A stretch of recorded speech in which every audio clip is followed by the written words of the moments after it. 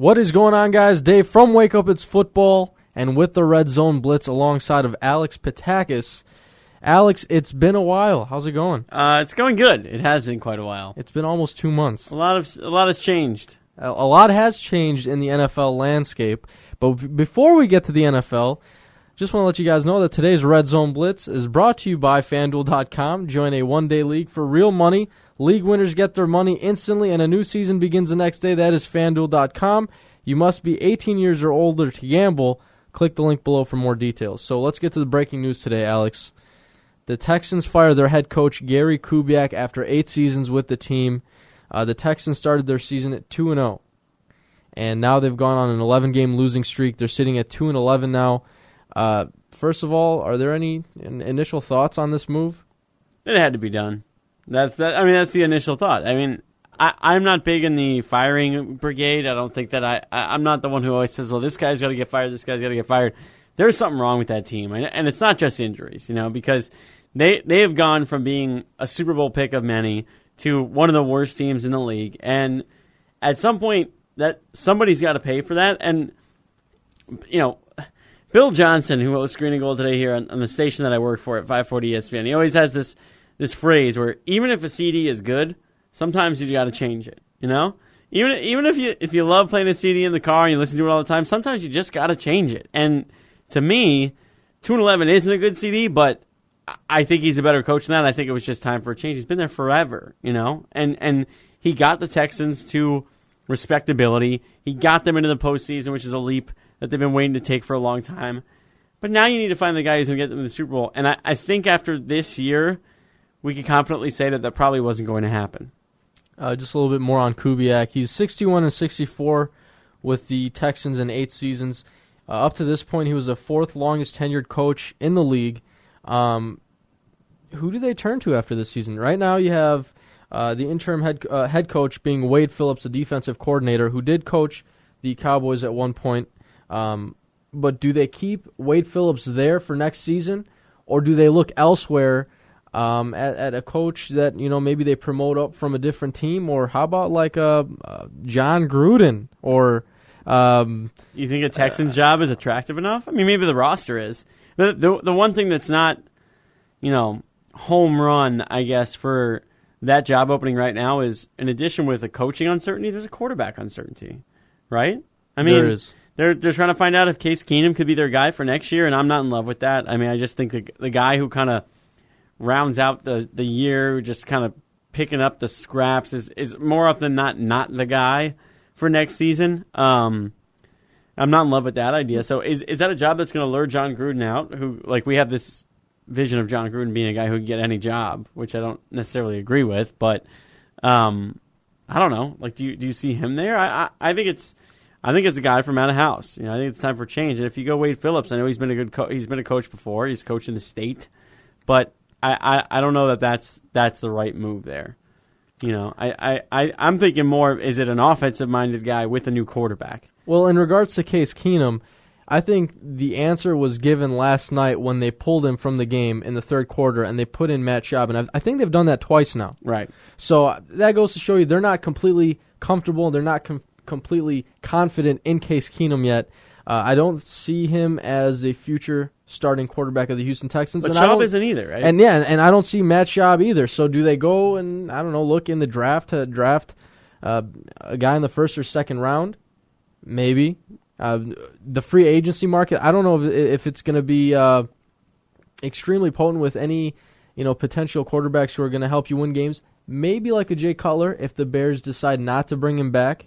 But I don't see that happening. I've heard that Cutler is comfortable with being franchised or being given the franchise tag. So I don't know if they have too many other options regarding the quarterback position. They might be on the decline.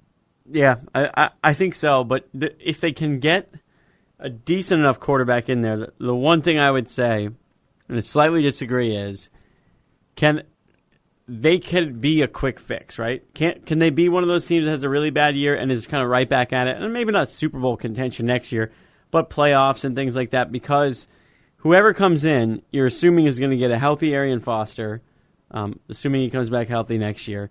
and a roster that was, one of the AFC's best coming into the year, unless they completely dismantle. And I don't really think they should. I just think they got to find one of those plug guys, and maybe he's not your long-term solution at quarterback, but you can get back to respectability very quickly. And you know who's a prime example of that? The Kansas City Chiefs. Right.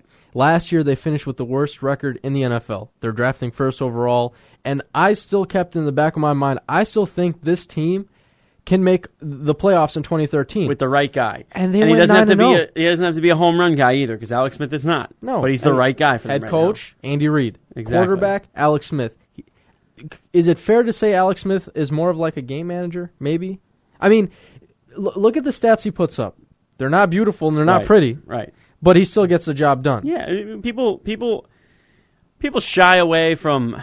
People are really put off by the game manager label. I don't hate it. Would I have signed up if I'm, 10 to 12 teams in the NFL to have a Chad Pennington at quarterback in the Chad Pennington era? Probably. Chad Pennington went 11-5 with a bad Dolphins team and won the AFC East. Mm-hmm. And the Dolphins hadn't done anything since then because he was a game manager. He didn't turn the ball over. He was smart. He was efficient. And that's kind of what Alex Smith is like. And to Alex Smith's credit, while we're on the topic of him, he won a playoff game, man. He out-dueled Drew Brees in a playoff game. So there are guys who can do that, and not consistently. There's a handful of those guys, but there are some guys who can win you that game if they're surrounded by a lot of talent. And I think that the Texans could be one of those teams. Now, I could be wildly wrong. They could dismantle their roster and they could rebuild. But I think that there's got to be a guy out there next year who can be somewhat of a quick fix kind of guy, gets in, you go 10-6 the very next season. Yeah, and I'm going to agree with you. I mean, the pieces of the puzzle are there. Defensively, I think they're fine. Right. Watt's not going anywhere. Some of the guys they've drafted recently, very high up there, Brooks Reed, Whitney Merciless, some of those guys, they're not going anywhere. Right. Offensively, like we're sitting here and talking, it's going to have to be the quarterback, and who can they replace at head coach? So, yeah, Texans, hands down, quick fix. Chiefs model, great thought. Offensive-minded coach, good coach, decent enough quarterback. And that's where I think they go. And that's why I don't think it'd be Wade Phillips either, because Wade Phillips isn't a guy who's going to coach your quarterback up to greatness. No, he's a defensive-minded guy. Exactly. And he didn't necessarily do enough in Dallas to make you say, you know what, I really feel like this guy deserves another chance as a head coach. We're sitting here talking about quarterbacks. Speaking of the best quarterback in the league here, Aaron Rodgers, right? He's officially been ruled out for Sunday's game against the Falcons. Can the Packers still make a playoff push, or is there really no hope left for the Packers this season? Can you ask me after Sunday? Sunday is the game. Hey, that's it. Sunday is the game. Sunday's your answer to that question. I'm literally just wrestling back and forth with myself. Are they good enough? And good is like a term used very loosely without Aaron Rodgers to beat a really, really bad team. Because it took a heroic performance from Matt Flynn to beat the Minnesota Vikings, or to not even to tie the Minnesota Vikings. In other words, you got a heroic performance from Matt Flynn, who came in and looked like he was going to save the day, and you still didn't beat one of the league's worst teams. I know you're at home. I know Atlanta's not very good. But can I guarantee that the Packers would beat Matt Ryan in a game as bad as the Falcons have been? Heck no. I can't. They're one of the league's worst teams without Aaron Rodgers. And it's crazy to say, because with them, I think they're a Super Bowl contender. And with them, they're probably battling for home field right now. And I feel that makes it seem like he's getting all the credit for everything. But this current team right now, the way it is, as injured as it is, without Aaron Rodgers, I can't confidently say they'll beat anybody. I can't say they'd line up against the Jacksonville Jaguars and I would feel good and I would bet on them. I just can't. And for a tidbit here, the Jaguars have the longest winning streak in the AFC. Yeah, they're playing well. Okay, maybe that's Seriously? a bad example. Maybe the Texans. No. It's a fine example. The Jaguars are still, I think, in my opinion, one of the worst teams in the league. They are. Here's the thing, Aaron Rodgers. Some people who don't understand football completely. How can Aaron Rodgers, just one player, affect the play of his entire team? Right? Okay. They're going to sit here and ask that question. The way teams start making different play calls regarding their offense, okay, we got to keep up with Aaron Rodgers because he's scoring X amount of points. We have to pass the ball more. No longer are they running the ball as much as they are. Pounding away at the Packers' defense. The run defense has been struggling severely since he's been out. It's a different dynamic, and Aaron Rodgers completely shifts how everybody plays a game, both the Packers and the team that they're playing. Right. So, and the other argument is people want to say, well, why isn't Aaron Rodgers being considered for MVP of the league? Yeah, that's the Peyton Manning argument. That's a stupid argument. You have to play to win that award. Right. But well, though he may actually be the most valuable player in the league. I believe so. You shouldn't even be eligible for that award. Now, that being said, to go along with what you said, Aaron Rodgers, I 100% agree. He makes their defense better, too. Yeah. Like you said. I mean, teams are... When you're ahead on the scoreboard, it's easier to play defense because teams get a little bit more one-dimensional. When you're behind on the scoreboard, it's hard as hell to play defense because time of possession is probably in the other team's favor. The defense is getting worn out, and they're still able to run it down your throats. Run defense has been exposed. On the offensive side of the ball, we know what he does for Eddie Lacy. How much better does Aaron Rodgers make his offensive line? We were talking about David Bakhtiari and this offensive line like they were just world beaters, and a lot of that is Rodgers. He gets the ball out quicker. He makes proper checks. He makes you respect the passing game so it's easier to run the ball because don't forget, it's not Eddie Lacy's fault that no one's getting blocked and he's getting hit in the backfield. People are going to pin that on the offensive line. That's also because Aaron Rodgers isn't there. He affects every single thing on the field. And people will never begin to appreciate that and understand that is how good of a player he is and that there's maybe 5 to 6 guys like that in football, and he's one of them. Don't forget to mention the play action. That, yes, 100%. You have a serious running threat now in Eddie Lacy to the point where one play can shift the dynamic of the game. The defense just has to bite on one fake running play. Aaron Rodgers rolls out of the pocket, and you've got Jordy Nelson deep. Yep. It's that easy. And that's what Aaron Rodgers brings to this team. But right now, when kind of breaking down this game for Sunday, if they lose this game, the Lions have to go 1-3, and the Packers have to win out in order to make the playoffs. Do you think the Lions lose 2 of 2 or 2 of 4? I think they can. I think they do. I think they can. I think they lose to But Philly. it's a matter of, can the Packers win 4 straight? Right. No. I don't know if that's possible. I don't think they can because I don't think they can win this week without Rodgers. I think they can win the rest of the games with him. I can't confidently say they'll beat Atlanta. And what's the point in bringing Aaron Rodgers back if he's healthy? If the Packers lose this game on Sunday, I'm with you on that. Yeah, you know? I mean, people are saying that that's like a defeatist attitude and that's weak sauce, this and that. No, it's being smart. It is being smart. Rest the collarbone. Rest your $100+ million investment. Randall Cobb's not coming back anyway, but I wouldn't bring him back even if he could. I would rest everybody. Yeah, you know, and hell, you justify it by saying we're trying to find out if Tolzien or Flynn is our backup next year, whatever. I mean, honestly, like just make up any excuse. I mean, if you want Aaron Rodgers out there taking unnecessary hits when your team's season is over, you know, by definition, like your playoff chances are done. Why? For what? You think he's going to have extra rust? No, he's Aaron Rodgers. Forget that. It is a win-now league, and people want to argue, well, you have to put Aaron Rodgers out right now. We need to see if we can make the playoffs. Right. You can go in so many different ways with this argument. Well, if you do make the playoffs, is the team good enough to even win their first game in the playoffs? I'm only shutting them down if they're mathematically eliminated. That's it. If there literally is zero possibility of them making the postseason. If there's even if it's a pipe dream that the Lions have to lose out and the Packers have to win out, I would still play them. But if you're 100% just mathematically eliminated from the postseason, I would shut them down. And you don't shut him down. You play him. He gets hurt. Now what? Now what happens for next season? So You're taking so many risks. You're taking so many. There definitely has to be a decision, in this. And I don't mind the Packers taking the right precautions and making sure that Aaron Rodgers is safe, but at the cost of possibly the 2013 season. And let me be clear: there's a difference between the people who want him shut down because they feel like they're tanking the season. And the reason I want him shut down, I could care less about a better draft pick. You could get great draft picks in any round of the NFL draft. Exactly. It's not the NBA where there's 3 good players and everybody else sucks.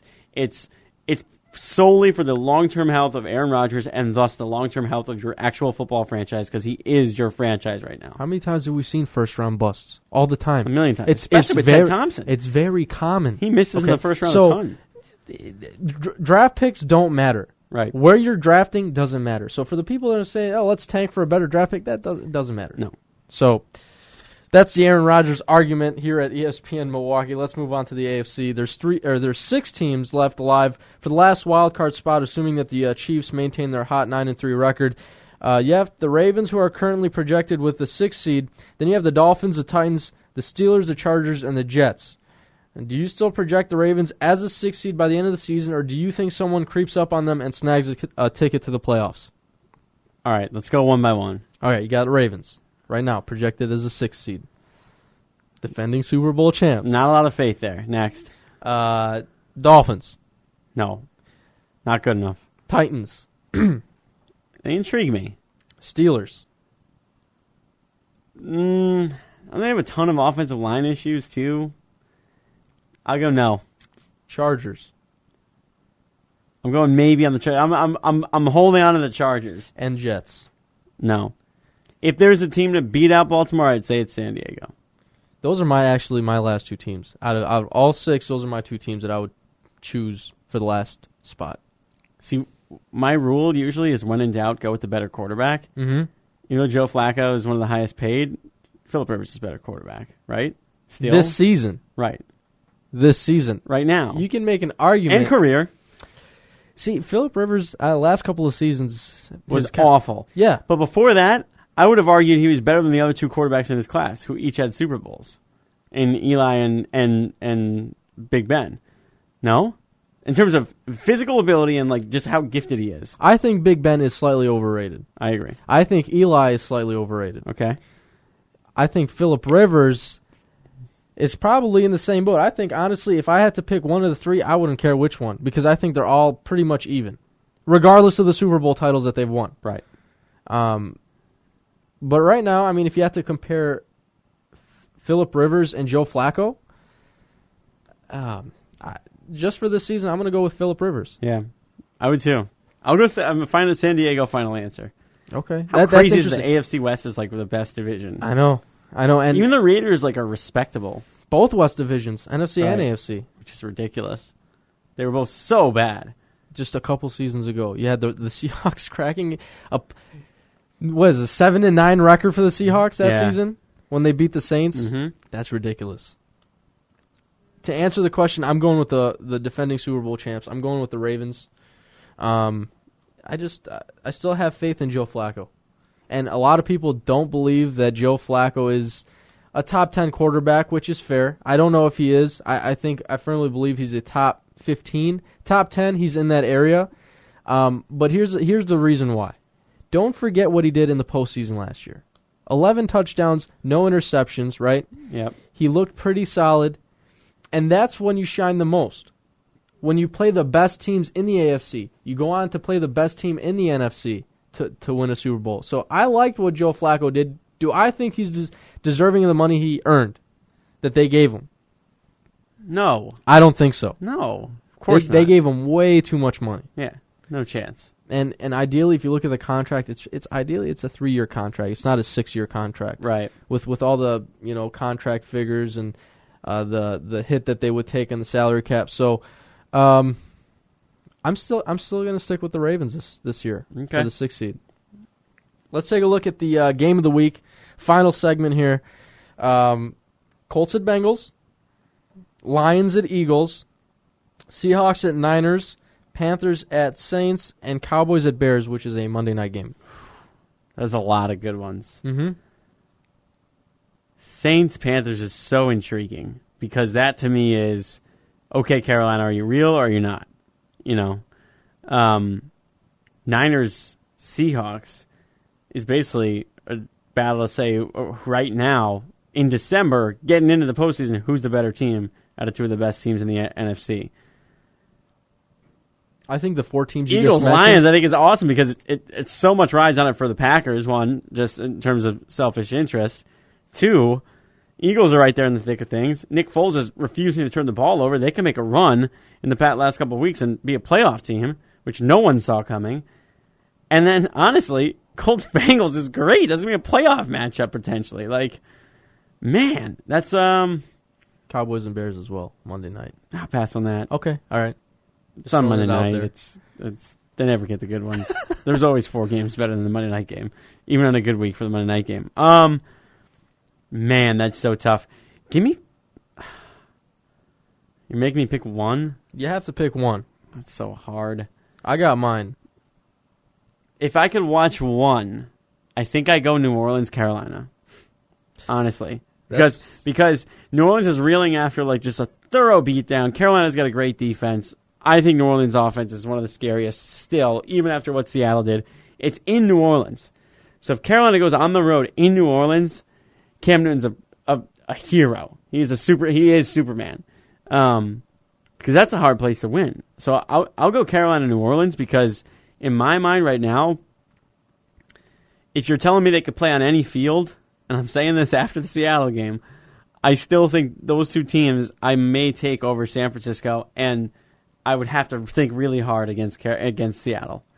Like, those are two of the Super Bowl capable teams in the NFC, I think.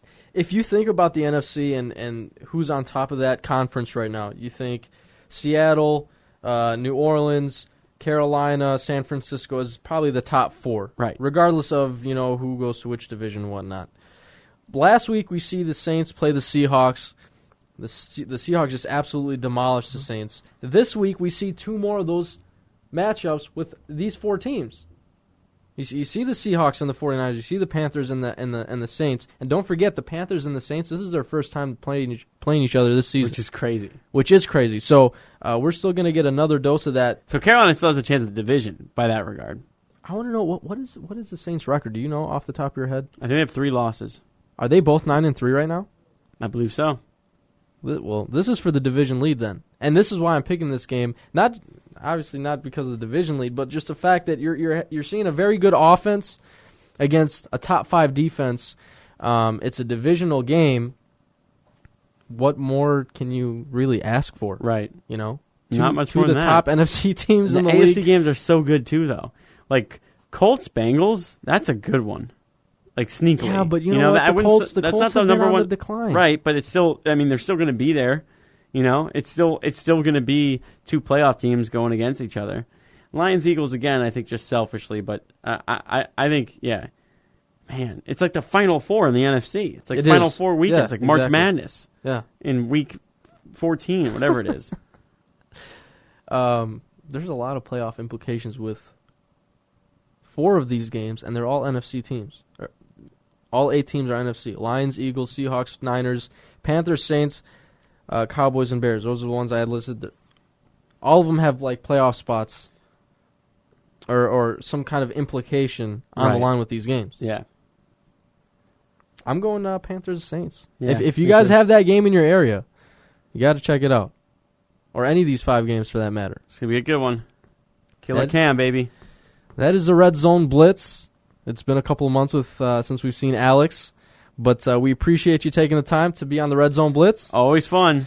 I'm Dave from Wake Up It's Football. We will catch you guys later.